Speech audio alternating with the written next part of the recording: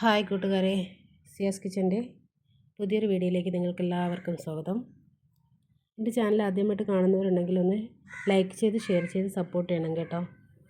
എൻ്റെ ചാനൽ ഇഷ്ടപ്പെടുകയാണെന്നുണ്ടെങ്കിൽ നിങ്ങൾ ഒന്ന് ഷെയർ ചെയ്യണേ. ഇന്നത്തെ വീഡിയോ വേറൊന്നുമല്ല, ജസ്റ്റ് നമ്മുടെ വീട്ടിലുള്ള ഒരു റംബൂട്ടാൻ മരത്തിലുള്ള റംബൂട്ടാൻ്റെ വീഡിയോ ആണ്. അപ്പോൾ നിങ്ങളുടെ എല്ലാവരുടെയും വീട്ടിലൊക്കെ ഉണ്ടാവുമെന്ന് വിചാരിക്കുന്നു. എങ്കിലും ഞാൻ നിങ്ങളെ ഒന്ന് കാണിക്കാമെന്ന് വിചാരിച്ചതാണ്. ഇതൊക്കെ പഴുത്ത് വരാൻ വേണ്ടി ഞാൻ ഇങ്ങനെ വെയിറ്റ് ചെയ്യുമായിരുന്നു. ഒന്ന് വീഡിയോ എടുക്കാം, ഒന്ന് റംബൂട്ടാൻ്റെ വീഡിയോ എങ്കിലും ഒന്ന് എടുക്കാം. എന്ത് വീഡിയോ ഇടുമെന്നാണല്ലോ.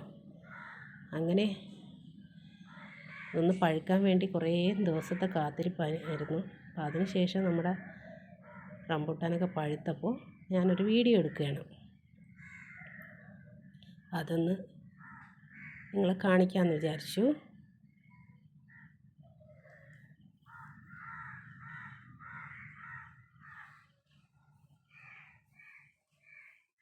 ഇവിടെ 2 മരമുണ്ട് കേട്ടോ. അതായത് നിൽക്കുന്ന 2 മരത്തിൽ ഒരു മരത്തിലുള്ളത് മാത്രമേ കായ്ക്കാറുള്ളൂ. 2 മരം പൂത്ത് നിൽക്കാറുണ്ട്. പക്ഷേ ഒരു മരത്തിലുള്ള പൂവെല്ലാം തൊഴിഞ്ഞു പോകും. അത് പിന്നെ ഈ ഒരു ചെറിയ മരമാണ്. ആ മരത്തിലാണ് കുറച്ച് കാ പിടിക്കുന്നത്. അത് പിന്നെ കിളികളും കാക്കകളും അണ്ണാൻകുഞ്ഞും ഒക്കെ കഴിച്ചതിന് ശേഷം ബാക്കിയുള്ളതാണ് ഇപ്പോൾ ഈ കാണുന്നത്. പിന്നെ അവർക്കും വേണ്ടേ. എങ്കിലും നമ്മളൊന്ന് വീട്ടിൽ നട്ട് വളർത്തി അതിൽ നിന്ന് കായെടുത്ത് കഴിക്കുമ്പോൾ അതിൻ്റെ ഫലം എന്തായിരുന്നാലും എടുത്ത് കഴിക്കുമ്പോൾ അതൊരു പ്രത്യേക ടേസ്റ്റാണല്ലേ. നമ്മൾ കടയിൽ നിന്നൊക്കെ വാങ്ങി കഴിക്കുന്നതിനേക്കാളും നമ്മളൊരു ചെടിയായിരുന്നാലും ചെടി നട്ട് വളർത്തി അതിൻ്റെ പൂവ് കായ്ക്കുമ്പോഴും പൂ പൂക്കുമ്പോഴും അല്ലെങ്കിൽ നമ്മുടെ ഒരു പച്ചക്കറി ആയിരുന്നാലും എന്താവട്ടെ, അപ്പം നമുക്ക് കുറച്ച് സ്ഥലമുണ്ടെങ്കിൽ അവിടെ നമുക്ക് പറ്റുന്ന എന്തെങ്കിലും പച്ചക്കറിയോ ഇങ്ങനെയുള്ള ഫ്രൂട്ട്സോ എന്തെങ്കിലുമൊക്കെ വാങ്ങിച്ച് നടാൻ ശ്രമിക്കണം കേട്ടോ നിങ്ങളൊക്കെ.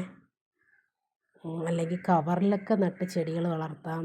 ചെടികൾ കൂട്ടത്തിൽ നമുക്ക് കുറച്ച് പച്ചക്കറിയും കൂടെ നടാൻ ശ്രമിക്കണം. ഞാനിതിൽ നിന്നൊരു കായൊക്കെ പൊട്ടിച്ച് ഇതിനിടയ്ക്ക് കഴിച്ചു കേട്ടോ. നല്ല മധുരമായിരുന്നു.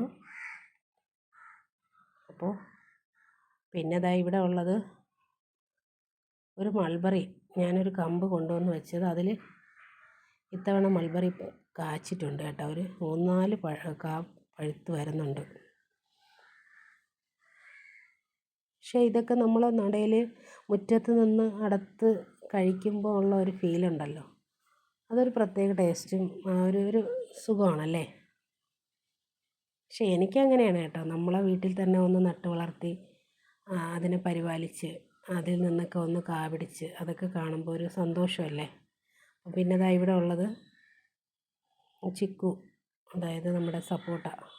അതും ഒരുപാടുണ്ട്. അത് എപ്പോഴും ഉണ്ടാവാറുണ്ട്. ഇടയ്ക്കിടയ്ക്ക് കാണും. വലുതും ചെറുതും ഒക്കെ കാണും. ഇവിടെ നിൽക്കുന്നതൊക്കെ ഇച്ചിരി വലുതാണ്. അതൊന്നും പഴുത്തിട്ടില്ല. ഇനിയും കുറച്ച് ദിവസം കൂടെ നിന്നാലേ അത് പഴുത്ത് വരുള്ളൂ. അപ്പോൾ ഇത്രയൊക്കെ ഉള്ളൂ. വീഡിയോ തീർന്നു കേട്ടോ.